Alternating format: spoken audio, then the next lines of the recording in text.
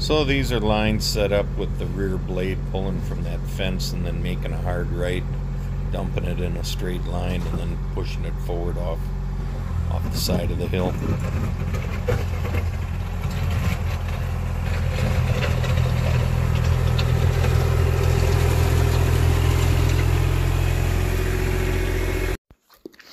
So here then I'm just backing up by my burn barrel right in front of it and up against the back wall of the one shed. Usually there's a lot more snow there too, but make a second windrow here.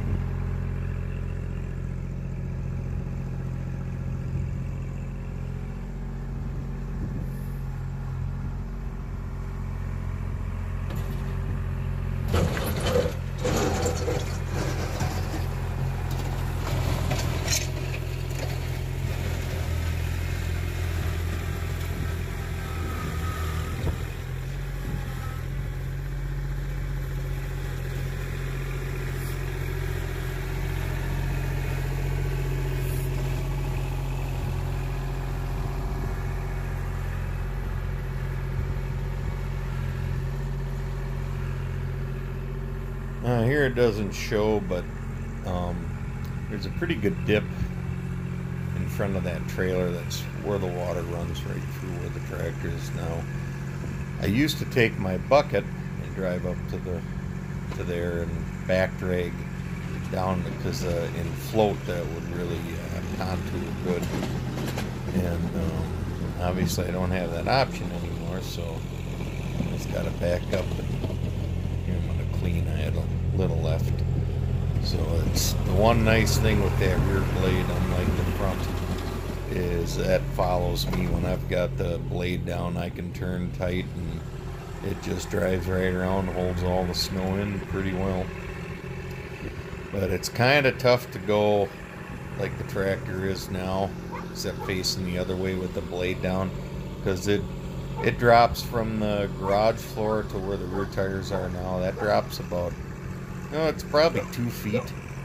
And when you got the bucket down, the old bucket that I had, or my material bucket, wouldn't allow me to go through that way. It just the bucket would be up in the air. Where I tried it here a little later with the pusher, and I was kind of surprised that it actually contoured it pretty good, let it twist a little bit. But the part I like the most with that blade on the snow pusher being in the back instead of on the leading edge is the transition from gravel to grass. Those skids just let it float right over the top, and you know that most of the grinding it's doing. I went out there after most of the snow's melted with the sun today, and it's really just kind of planing off the high spots because it's still floating on the skids. But that's the one thing you have to watch for, is if you've got a swell like along the edge of the big driveway, and that's the high point. Well, then you're going to be riding on the blade, not the side plates. So you'll really do some scraping that way. But in time, as I use this and it just kind of levels everything off, it'll just keep floating pretty good. Now that I have enough room, I'm gonna back up to that fence, drop the bucket, and drive ahead. You'll hear it get quiet when I hit where the grass is. But with the bucket before, it would either bite and tear the grass up, catch, or it'd be tilted the other way and it'd start floating over the snow as it gets deeper. Such a nice transition with this pusher.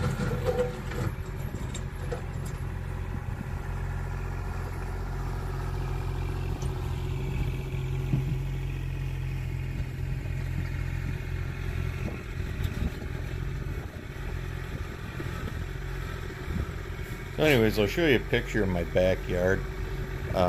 This will show you how it glides on the grass. I mean, it looks like a groomed snowmobile trail. The grass to the left, that's coming off my cement patio.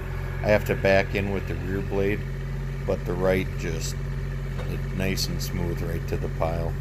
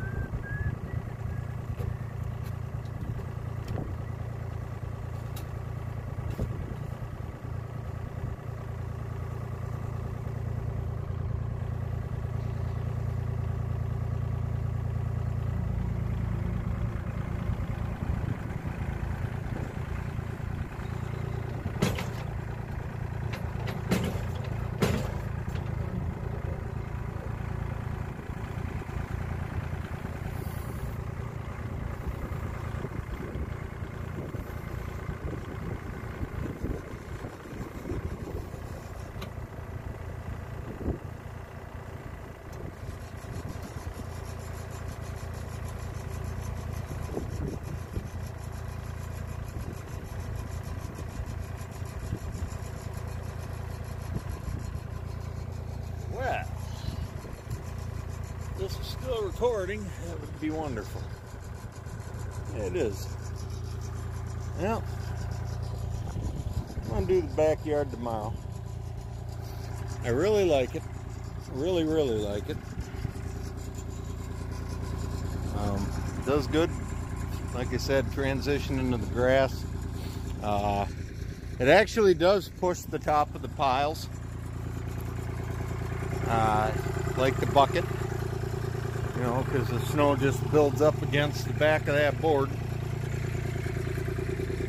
Yeah, it pushes it forward. It's a beast. I think we got a name for it. Really works good with the back blade, and I really appreciate that they're both 72 inches, unlike having the 30 or the 66 inch in front before. You know, now they line up good. I'm really surprised, as low as this back blade is, how much it'll collect. I like that. And even though the side plates don't go all the way to the ground, they do a good job keeping the fall off to a minimum. I got, like I said, a lot of inside corners. It's just nice to put it in a row and push it into a pile. And over here there's a pretty good dip, so I wasn't sure if I could go along that garage. My bucket wouldn't do it. This, you know, I don't know if it's more weight or what, but there's a dip right in here, in front of the garage, so the water kind of drains with this white line here, runs between, and then goes out to the left of the pile, and then down to the front of the property. But got two mad dogs because they can't be out by the tractor. Sorry guys, we'll be out here in the backyard tomorrow playing. Here's little bear. Yeah, he's 11-year-old crazy man. And there's big Bobo. He's 9. Hey buddy. Yeah, you want to go in and have a beer, don't you? I want to say, oh, Bear's got his bone. Look at that. What do you got going on, Bo? Huh? Bobo, what do you got? There's my big boy. What you got going on? Yeah? Oh, yeah? My boys. Alright, well, I'll get to... Oh, there's a big paw trying to rip my arm off. Alright, well, we're going to call it a night. And, very disappointed in the amount of snow we got, but I'm very happy that I got some at all. Got to do some work with it. So we're gonna put everybody away here. Thank you.